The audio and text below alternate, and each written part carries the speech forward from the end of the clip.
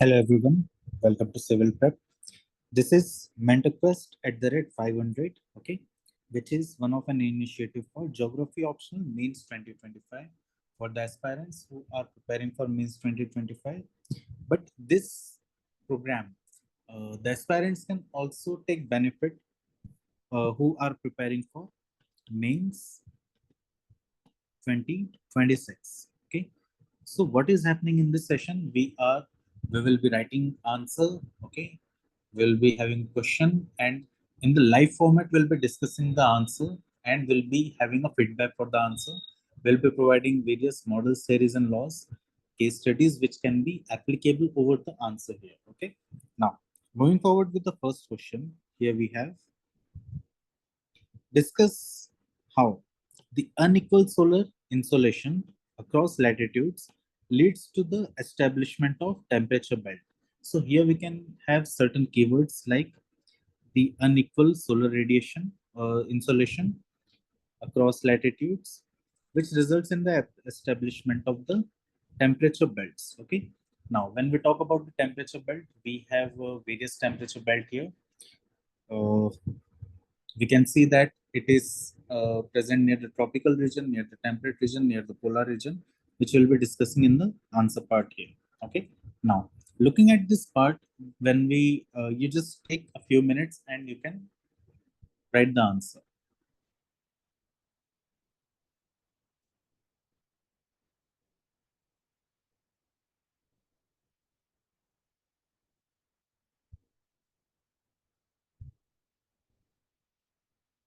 Okay, in the video part, I'm skipping this the answer writing part. You can just pause and you can write answer. Okay. Now, when we look at the answer part here, first thing we see that the Earth's surface it is divided into various temperature belts.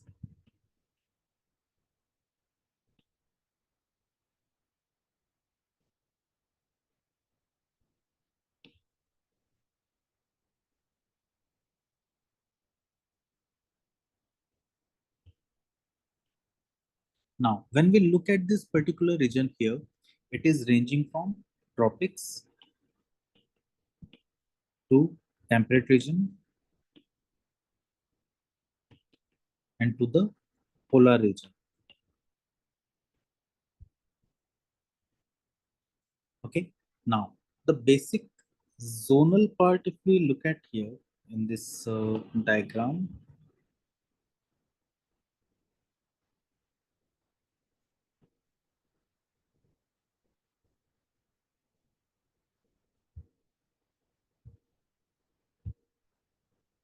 this is tropical,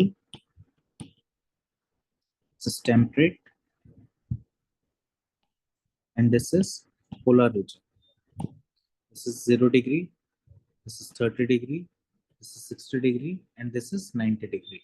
So here we can see that there is a zonal distribution of temperature, which is happening because of the unequal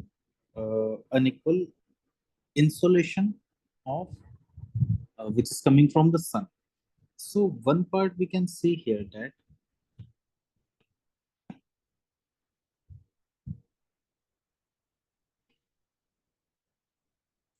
from 40 degrees to 0 degrees, this is a surplus region where the solar radiation is very high.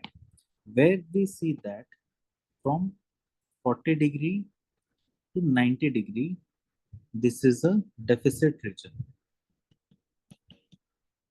where the insolation is quite less. This is happening because of the slanting part of the earth. Okay, so here we see that the angle which is at 0 degree, then at 30 degree, then at 60 degree, and almost slant at 90 degree. Okay, so here we see that this is one of the reason which is called as obliquity. Okay, obliquity responsible for the difference in the insolation which is falling over the Earth's surface. So here we see that this is owing to the Earth's spherical shape, axial tilt. Solar radiation also strikes the equator more directly than the higher latitudes here. The result is the variation in energy per unit area that sets the stage for the temperature gradient.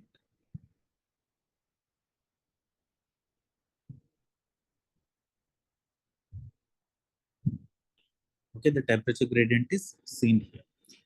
Now, nextly, what we'll be seeing that this is resulting into the distinct atmospheric circulation system.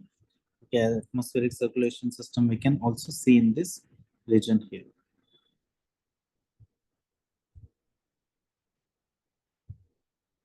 So this is our atmospheric circulation where we can see the various pressure system. Okay, here we have Hadley cell. Okay, this is Farrell cell,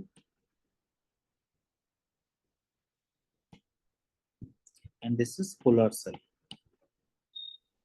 Now, under this condition only, we can see here that the solar insolation, it determines, okay, it determines, its intensity determines, which is received on a surface area.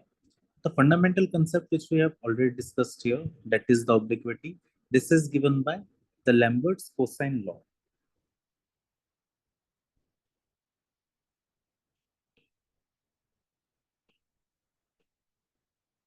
Okay.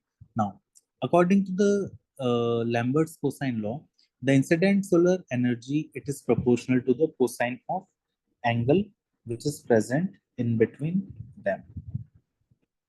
Okay. So this is we can say that the incoming rays and the normal surface here we can see which is providing us the energy which is received in a particular region. Now, this is resulting into the formation of temperature belts, with the equator receiving the maximum insolation in this particular region. Okay. After this, we'll be seeing that the tropical region tend to be warmer here. Why the tropical region is tending to be warmer? So this is also one of the part we can see. Okay, this is equator. This is almost 30 degree. This is 60 degree. And here at the poles we have 90 degree. Okay, this we can rotate a bit to understand more. This is 90 degree region. Now, under this situation also we can see here that there is a cosine law is applied here, okay, of the Lambert. Now, the first thing which we can see here, that is the thermal belt, which is characterized by higher temperature and intense convective activity.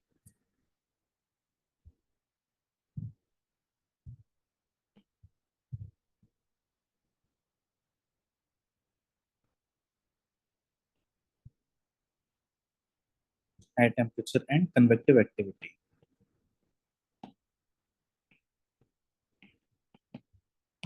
After this, we'll be seeing that in the 30 degrees of latitude, there is the clouds are nearly missing here. The clouds they are missing.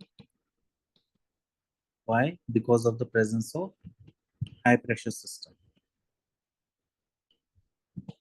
So in this region, we'll be seeing that the clouds are not there. Therefore, there is high receiving of insolation in this particular region. Then after this, we will be seeing that near the 60-degree latitude, again, there is a low pressure system is present. And because of which there is clouds are also present. And here after 40 degrees, after we bridge the 40 degrees, there is decline in the insolation. Okay, so because of these circumstances, we can see here that after this 40 degrees, there is the climate is quite, we can say, cooler as compared to the polar region or the equatorial region. Here, the receiving of the solar energy at the shallower angles is often resulting into the presence of high precipitation. Then there is you can say the snow formation is quite higher as compared to the polar equatorial regions, and the climate here it is quite cooler here. And we will see here that there is interaction of the air. This is taking place with the help of tri-meridional circulation. This tri-meridional circulation, it is helping in the movement of the winds from Hadley cell to Ferrel cell and to polar cell and again to Ferrel cell and again to Hadley cell. So this is the basic movement of the wind which is taking place, and this is resulting, or this is helping in the maintaining of the heat balance. Okay, heat balance of the earth. Okay, so this is one part here which explains us that how this particular system is formed and how it is helping us to actually present the various temperature belt system here.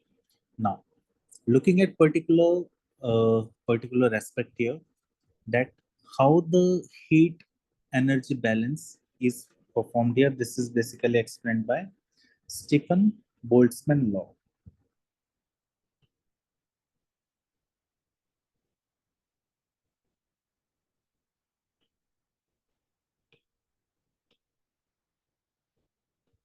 Okay, this is explained by Stephen Boltzmann law, which states that the energy emitted is proportional to the fourth power of temperature. Now, after this, we have the atmospheric circulation, which we can see here, the trimeridional circulation, which is provided by George Hadley and also Farrell. Now, apart from this, there are various historical thinkers who were also climatologists who have contributed for the development of the climatic zonation.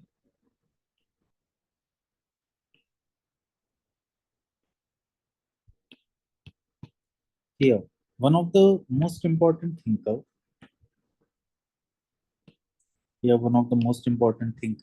that is Humboldt.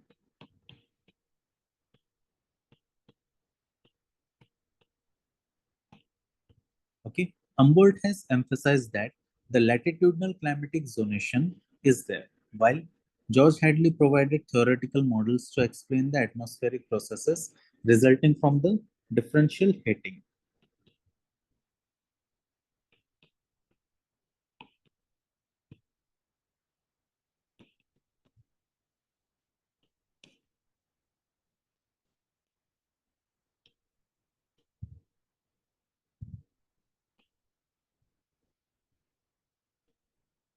Now, apart from this, what we see that there has been the general model which is emphasizing on the movement of the winds across the various latitudes. That is the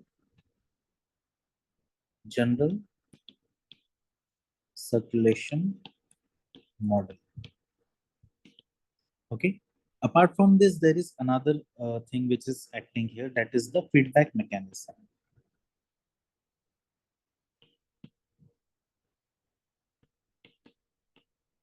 Under this feedback mechanism, what will be saying that the region where there is presence of ice, here the albedo is high. And wherever we have the presence of vegetative cover, here the albedo is low. And where we have the construction of surfaces with respect to roads, infrastructure, buildings, here we have albedo low. And here we see that because of high albedo, the reflectivity is high. And here the absorption, it is high. So this helps us to understand that in a region, if the reflectivity is high, the temperature, it will be low. So because of this, there will be overall low temperature in the system. So this will help in the maintaining of the heat balance. Apart from this, if the reflectivity is low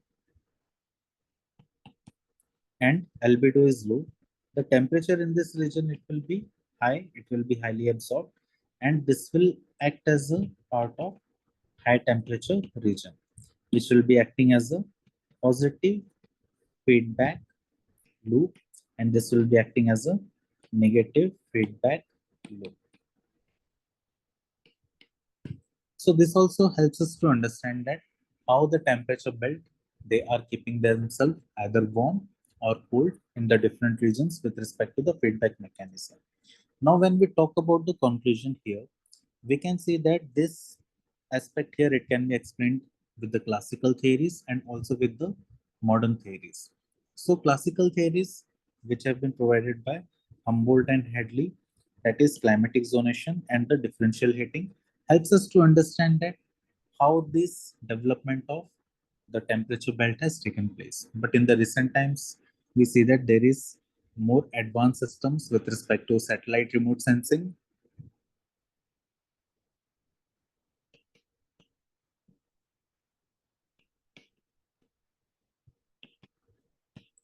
then high resolution climate models,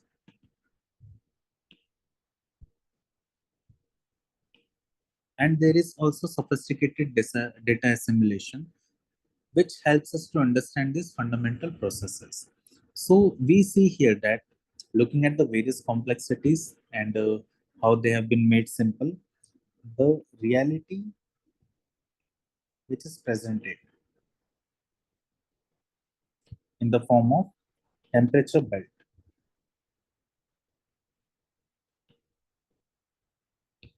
In the contemporary time, it is helping us to understand the climate change phenomena, and it is also quite helpful in the assessment of agricultural region.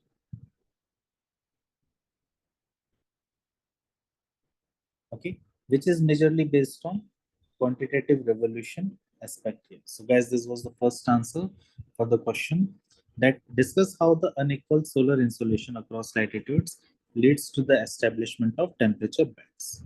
Now, moving to the next question. Here we have evaluate to what extent seasonal changes affect the position of temperature and pressure belt.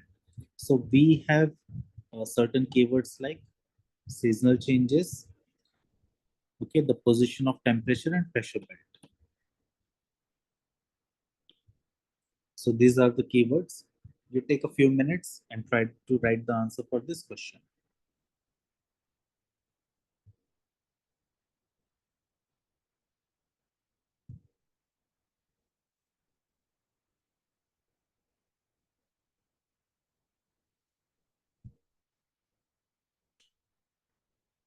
Okay, so I'll be skipping this part. Just try to write the answer here.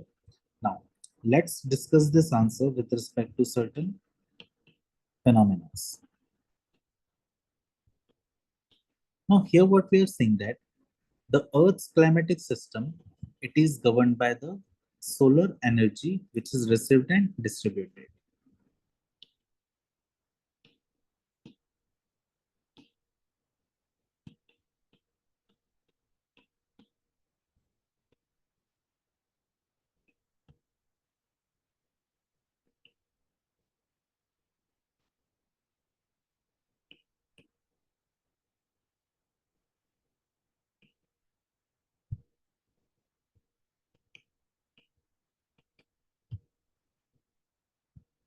Apart from this, what we'll be saying that there is also an aspect of seasonal changes,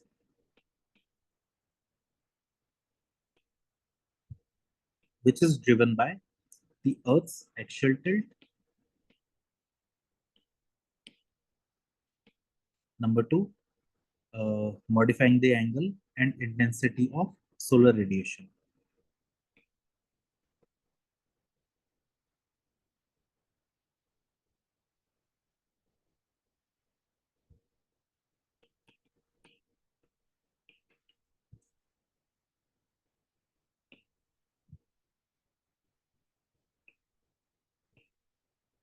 Okay, so this part will helps us to understand that why there is seasonal changes in the over the Earth's we can say Earth's system. Now here we can also see that this is also linked to the unequal solar insolation distinction with respect to temperature belt.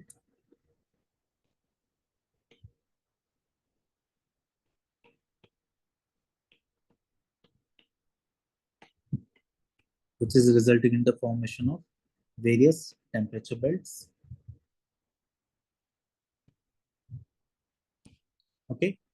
while this is also helping us to form the pressure belts also. Okay, as we have seen in the previous diagram, we have three distinct belts with respect to the tropical region, the temperate region, and the polar region. And we have two regions. Basically, the first region here we have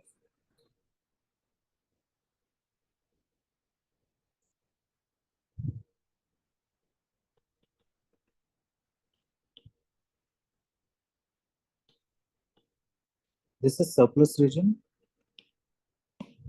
and this is deficit region. Okay, so this can be seen here. Now, in the similar manner, what we will be seeing that to understand this aspect, we need to understand certain concepts here. Okay,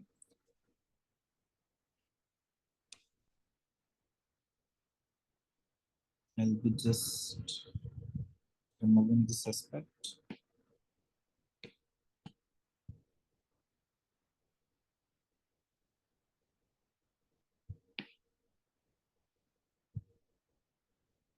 Now, we know one thing very well that number one, the temperature belt, it has been explained by Lombard's cosine law, which we have previously discussed. Okay. Number two, the formation of pressure belt. This we see that this is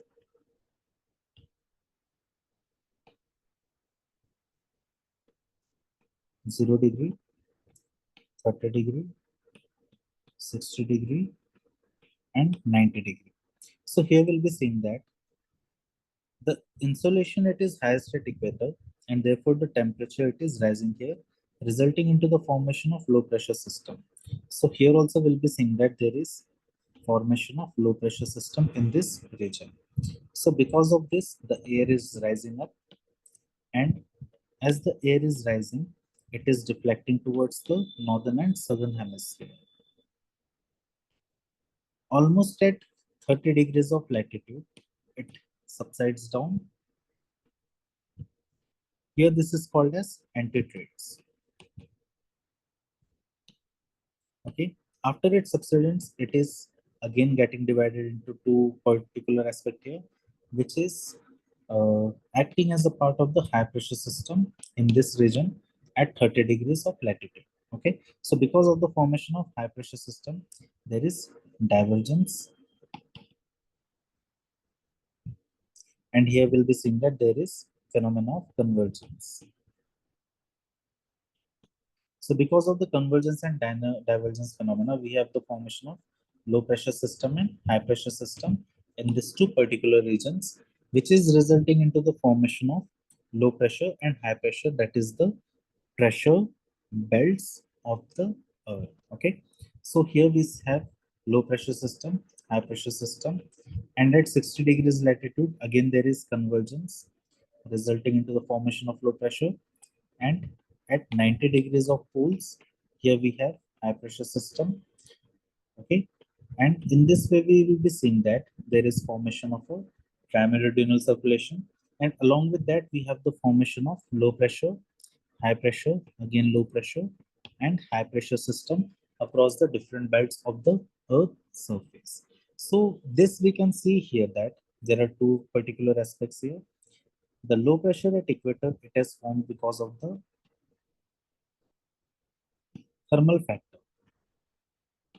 Okay, the ferrule cell pressure belt, it has formed because of the dynamic factor, which is also called as mechanical factor, because there is no role of any thermal activity here. While the high pressure at the polar region, it is also because of thermal factor. Thermal factor at the equator, it is because of heating.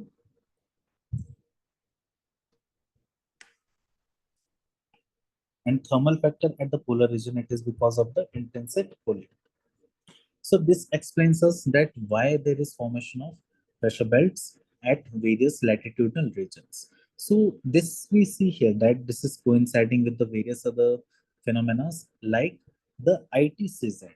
Okay, near the equatorial region, we have the presence of ITCZ, where there is the convergence of winds is taking place at the equator.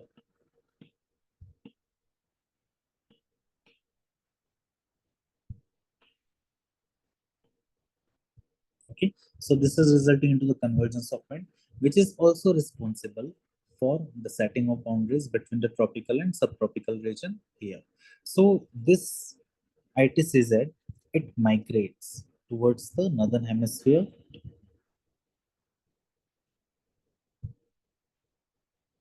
It migrates towards the northern hemisphere during the summer solstice, and it migrates towards the southern hemisphere during the winter solstice. Okay, this is summer solstice and winter solstice, where we see that the ITCZ, it is moving here, and the ITCZ, it is moving towards the southern hemisphere.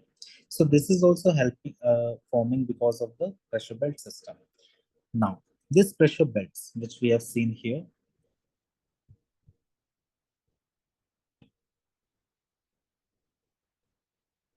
that is equatorial low, subtropical high, then there is subpolar low and polar high. These pressure belts, they are also shifting because of the seasonal variation here.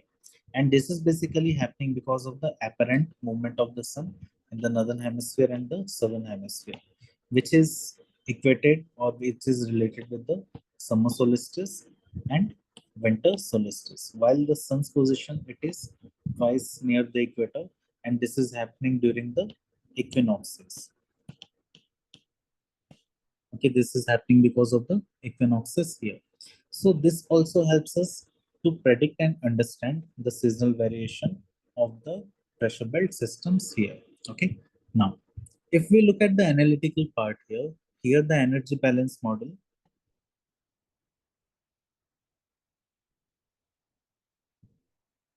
Okay, the energy balance, it has already been explained under the Stephen Boltzmann law.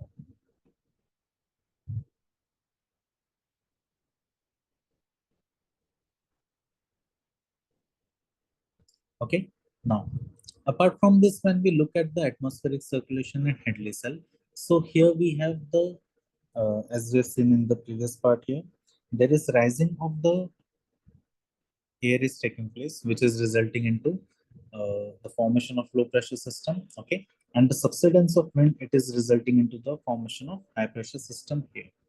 Now, when we look at the question again here, that to what extent seasonal changes affect the position of temperature and pressure belts here. Okay, so this we can take with certain examples, like in the region of Africa. Okay, in the region of Africa, we have equator, 30 degree here. So there is equatorial low, subtropical high pressure belt, and this is another subtropical high pressure belt. So this is under the normal condition. But what will happen here during the apparent movement of sun towards the northern hemisphere? These pressure belts, they will be shifting upwards. This will be mainly ITCZ, and this will be the subtropical belt of the southern hemisphere. But during the winter solstice, what will be seen that there will be again movement of this wind system or the pressure belt system,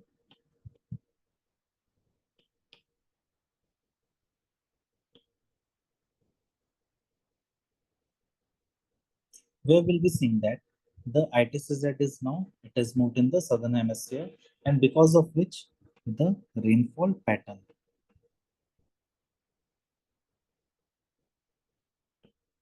it is changing and it is influenced here. So because of this, what we see that there is a changes in the rainfall pattern, the climatic pattern is changed, okay, and the weather systems, they are also getting influenced because of such factors of seasonal variation in the pressure belt and the temperature belt here. So what we see here that the enhanced satellite remote sensing system in the contemporary time, along with the high resolution climatic models, are refining the understanding of seasonal shift in the contemporary time. While the deeper studies on the land use changes, the surface albedo, and anthropogenic factors also influence the seasonal movement of belts. For example, uh, the deforestation, the agricultural factor, okay, the construction of various infrastructure is also influencing this. Then apart from this, the integration of the various improved models with the real-time data helps us in the determining of the seasonal forecasting.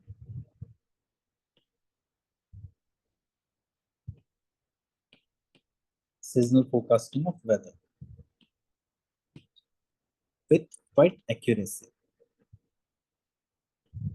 which is also quite important here.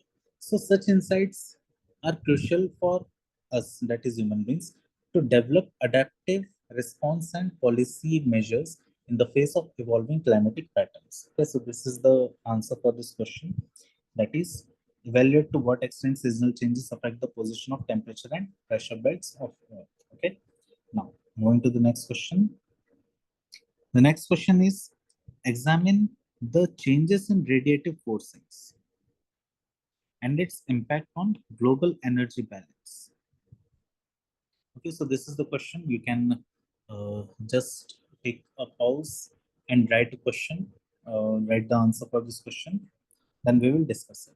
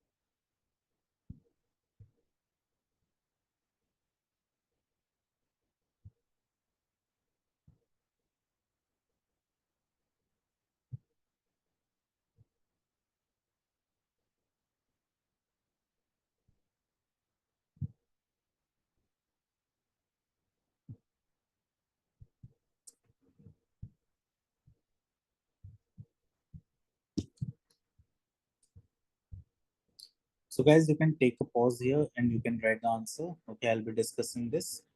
So what we see here that this question is asking on the changes in radiative forcings and its impact on the global energy balance. Okay, this is very important question. This is a very important question with respect to the development of the global energy balance of Earth. Now, let's look into this important part here. This is the Earth's surface.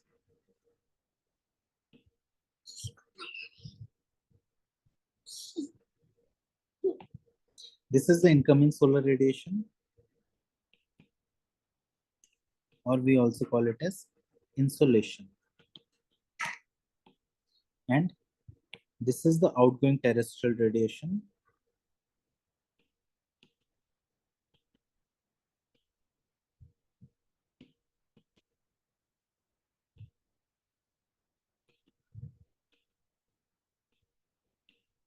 Okay, this is the outgoing terrestrial radiation. Here we'll be seeing that the outgoing terrestrial radiation, they are long wavelength, while the insolation, they are short wavelength.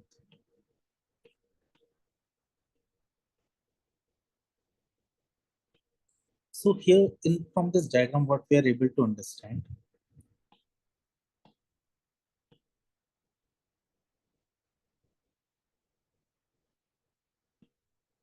from this diagram, we are able to understand that there is incoming solar radiation and there is outgoing terrestrial radiation, which helps us to determine the Earth's climatic state, which is a very important phenomena to understand for this particular answer. Now, the radiative forcings.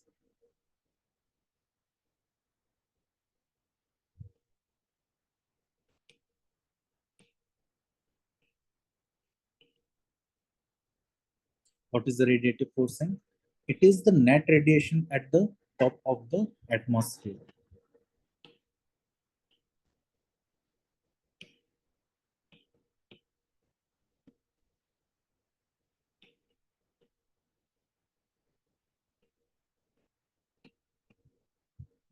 Okay, this can either be number one, positive. When it is positive, it is resulting into the warming. But when it is negative, it is resulting into cooling. So from this part, we can understand that there is two kind of radiative forcing factors. One is the positive factor resulting into the warming phase, and second is negative factor resulting into the cooling phase here. Now, the forcings which are in focus here, they are of two types. Number one, that is natural forcing. Natural forcing, we are seeing that it is occurring because of the solar irradiance variability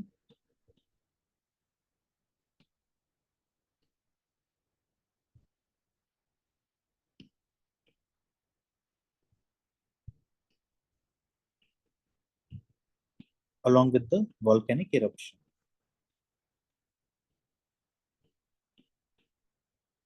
While number two, it is anthropogenic factors.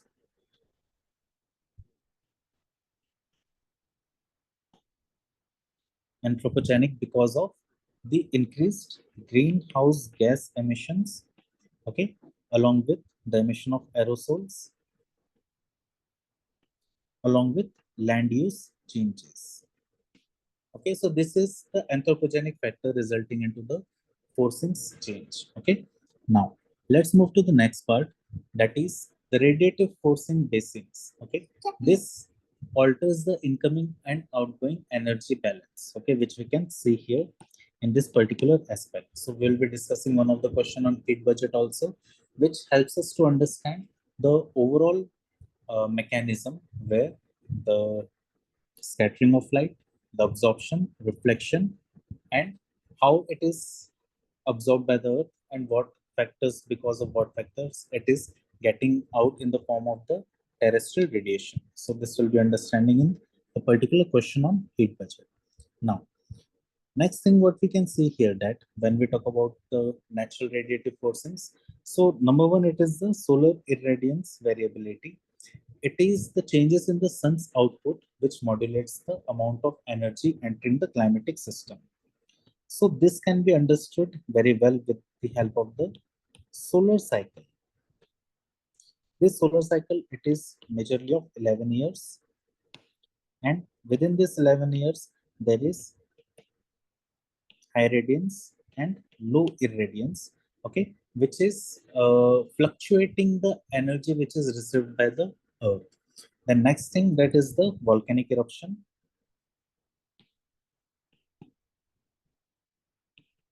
So volcanic eruption will be saying that it injects the aerosols into the stratosphere that increases the Earth's albedo, resulting into the temporary cooling.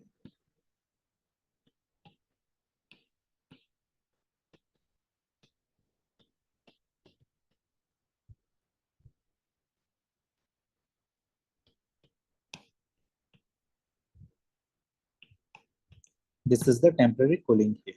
Now, when we look at the anthropogenic factors here,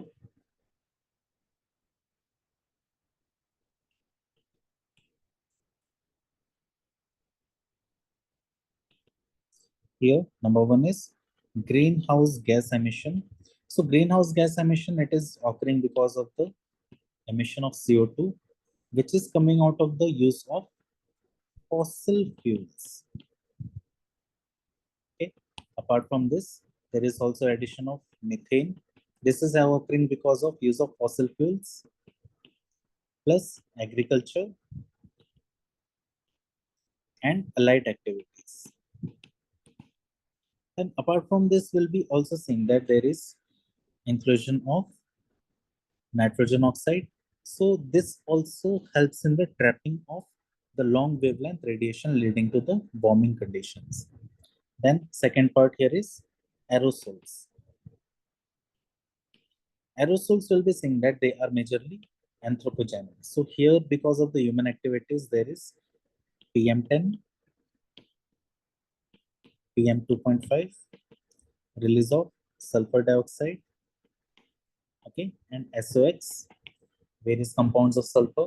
So this helps in the formation of aerosols, which helps in the trapping and absorption of sun's energy. Okay. Now, next is land use change. The land use changes, it is happening because of urbanization,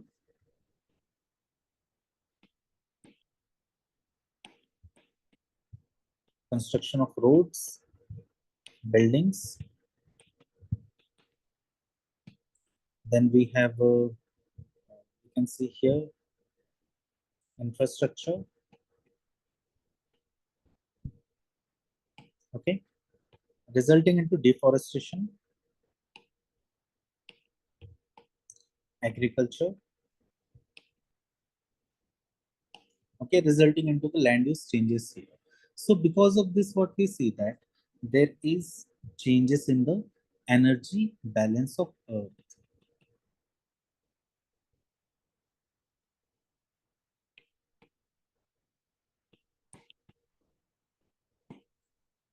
Okay, this is resulting into the changing in the energy balance of Earth. So here what we see that if we draw this diagram again,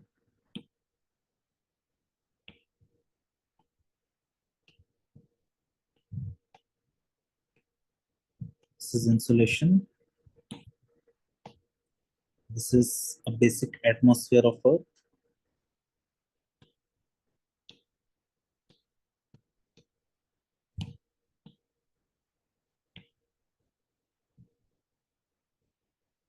This is terrestrial radiation.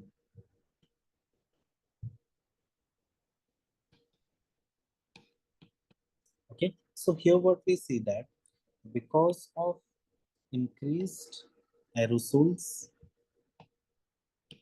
because of increased aerosols, because of the increase in the greenhouse gases, there is increase in the, we can see here,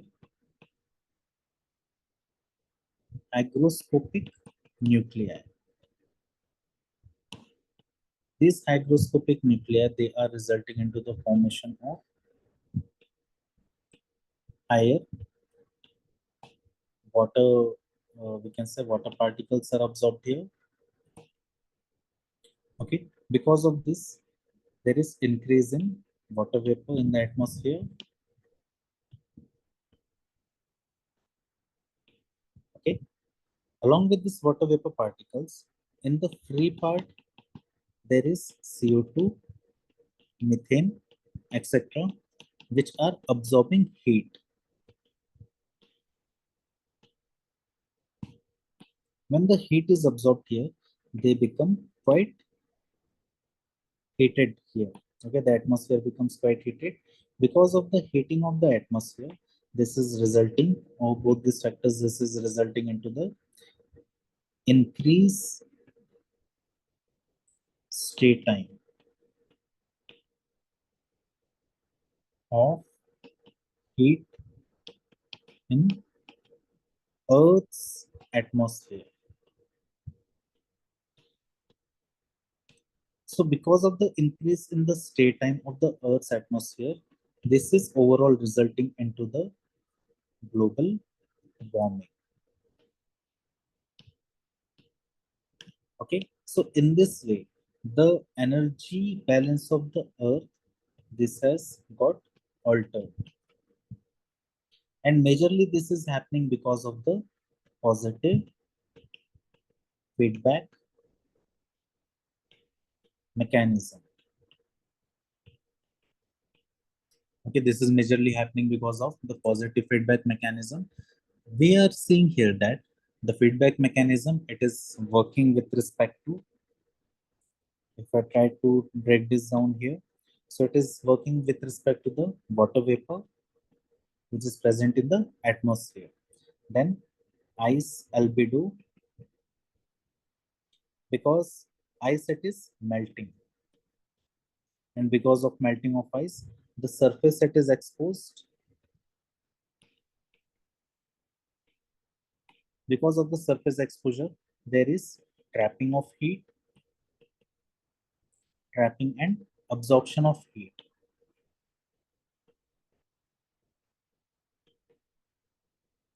So this is resulting into again global warming. Okay. Next thing here we have, that is the cloud feedback. So cloud feedback, we'll be seeing here that the short wavelength cloud, it is basically it is having no effect over the cloud system, but the terrestrial radiation, which is a long wavelength radiation, it is resulting into the trapping of heat and global warming, which we'll be understanding in the next question in a very detailed manner. So because of these conditions, we see that we have a condition here which is resulting into the increased heat trapping, and we can see here that it is having an impact on the global energy balance of the earth here. Okay, so what we can see here, that the certain measures can be taken up here to see that how this the change in the global energy balance can be assessed and it can be controlled.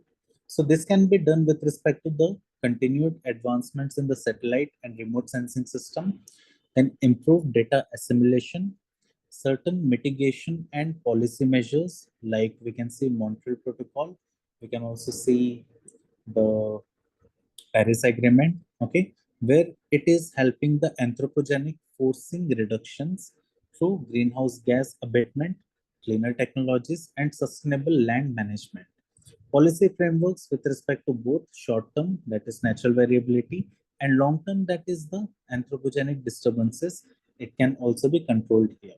Then future directions, we see here that reducing the uncertainties in aerosol radiative forcing, it is seen in the contemporary time, and integrating interdisciplinary researches for the comprehensive climate projection and adaptation strategies is needed now, so that we can achieve the condition of sustainable development.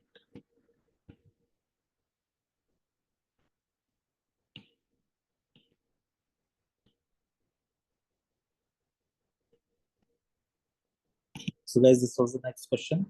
Now, moving to the next question here, that is the fourth question.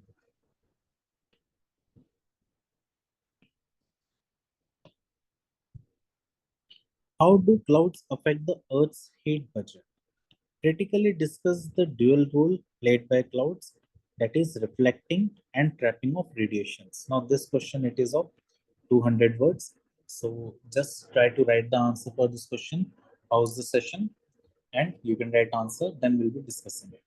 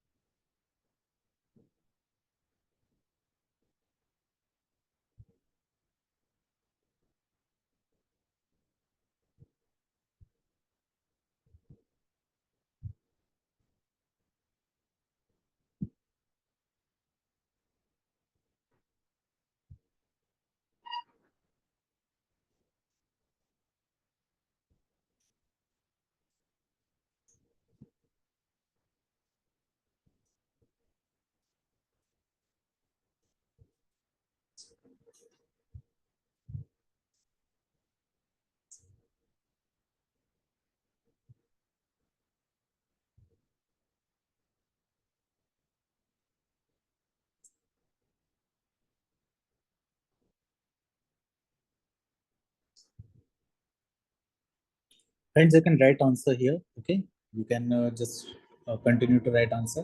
Just pause the session. Okay, then we'll continue.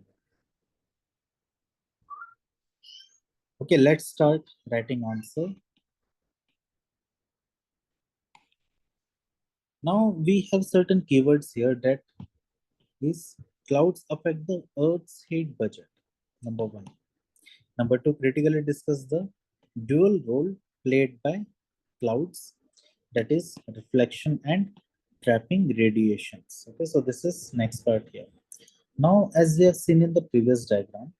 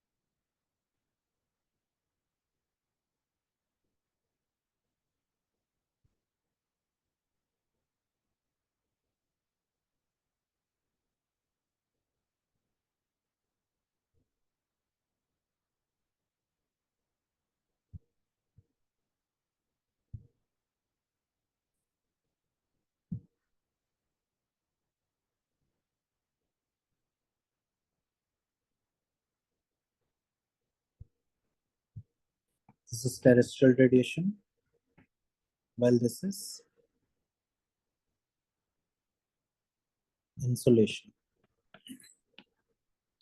Here we have a pattern of the atmosphere.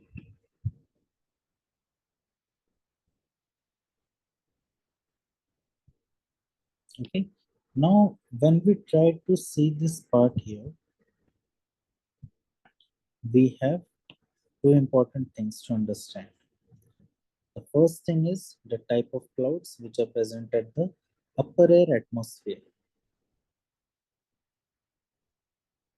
which is almost around 8 to 12 kilometers in their height.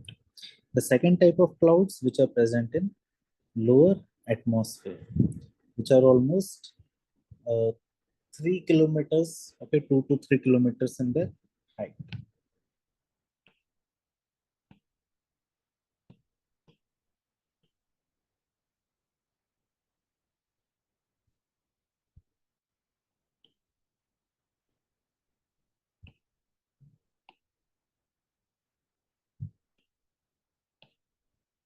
So these are high clouds and these are low clouds.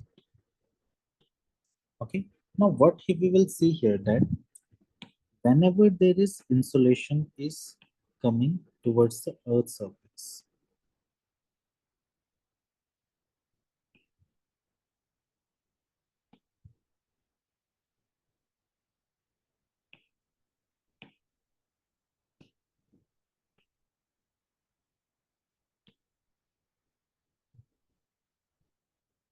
both the type of clouds, they are quite, we can say, they are not absorbing any heat here, but whenever they are reflecting here and the terrestrial radiation, it is reflected.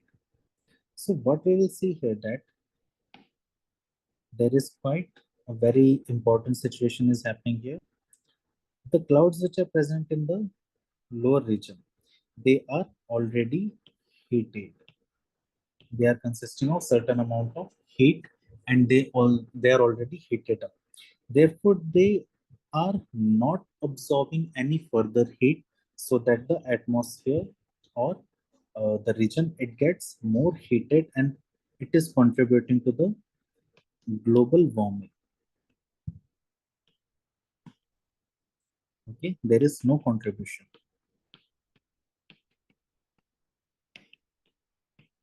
While the clouds which are present in the higher region or higher altitude, here we'll be seeing that one strange phenomena. Here the clouds, they are quite thin.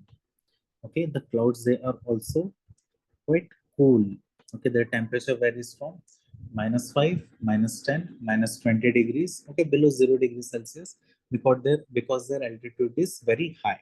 So because of this condition, whenever the terrestrial radiation it is hitting these clouds, the heat it is absorbed by them, and this results into the warming effect.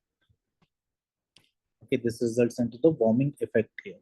So because of this, what we understand a particular concept here, that there is a difference between the low clouds system and a high cloud system, which differentiately affects the trapping of heat and uh, results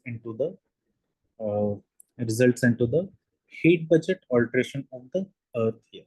Okay, so here we can see that the clouds, they are performing here dual role. Number one, they are being reflecting back heat, or we can say insolation. Now this insolation, it is going back from the surface of these clouds. Okay, so here we can see one part here. The insolation which is coming here, it is also reflected back by the clouds here, and there is almost 27 units of the insolation heat which is reflected back directly by the clouds. So this is the first role, that is the reflecting back of insolation here. Second thing we'll be seeing that is trapping radiation.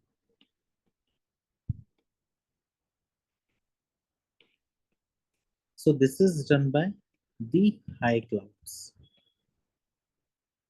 Okay, reflecting back of insolation, it is done by both the high clouds plus the low clouds. But the trapping of radiation, it is majorly done by the high clouds. Why? Because the high clouds, they are cool, okay, and the low clouds, they are warm. So looking at the further aspect, when we look at the various type of cloud,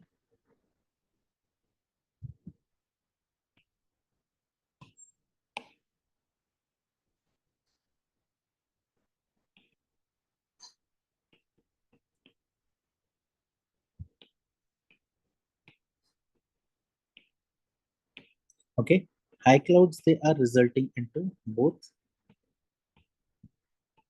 reflection plus heat trap.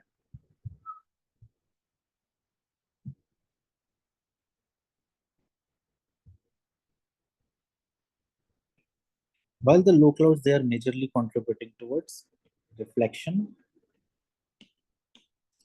and there is no heat trap because the region of these clouds, they are already heated. When we look at the high clouds, the type of clouds which are present here, they are cirrus, cirrostratus. Then also here we can see that there is altostratus, etc. While in the low clouds we have cumulus, then we have cumulonimbus, then stratocumulus,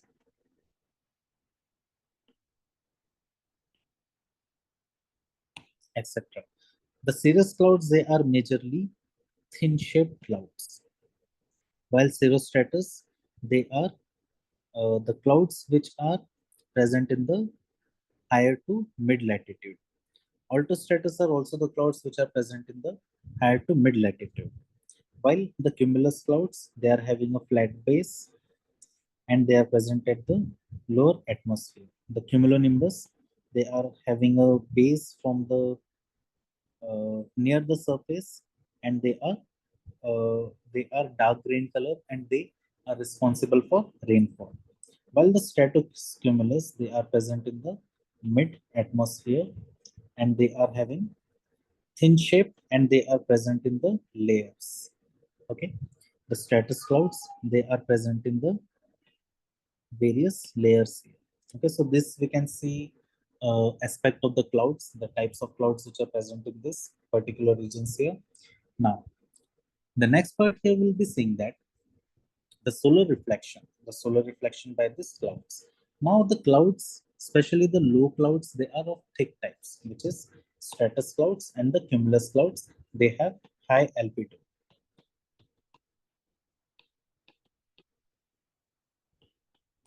Okay, they have high albedo here. They reflect a significant portion of the incoming solar radiation, reducing the energy absorbed by the Earth's surface. Now, next thing, the clouds absorbing the long wavelength radiation emitted from the Earth's surface. So here we see that these are the thin cirrus clouds. Okay, the thin cirrus clouds, they are mostly absorbing the heat here, resulting into the increase in Earth's global warming. Now, certain determinative factors with respect to the radiative forces here, that is the cloud's altitude. Okay, here it is, the cloud's altitude. It is important here.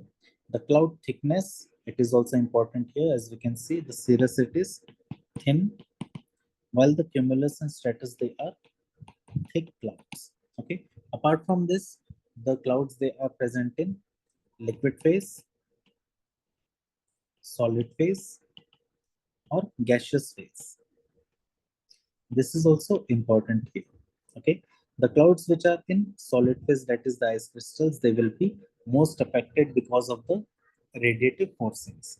Now, if we look at this particular aspect here, we are able to understand that how this particular concept it is working, and how the various factors, they are responsible for the reflection and trapping of radiations, which is done majorly by the clouds here. Okay, so guys, you can write here this answer. When we look at the part of the conclusion, we need to have a very important aspect which can be included here. Okay, here we need to see that they were the first thing, that is improved satellite system.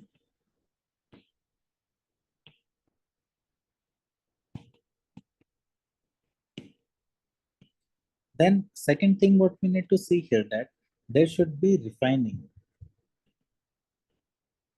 of parameterizations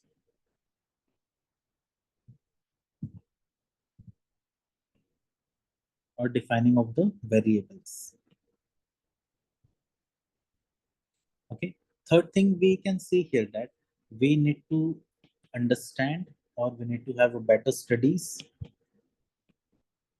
over the cloud microphysics,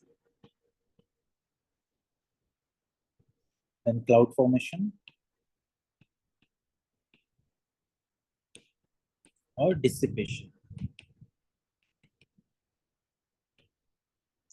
Apart from this, their regional variability.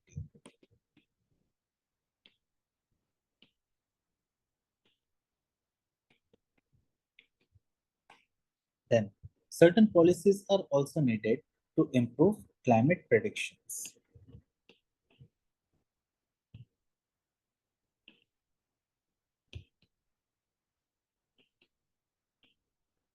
Okay, so by this, what we can achieve here, we can achieve the climate mitigation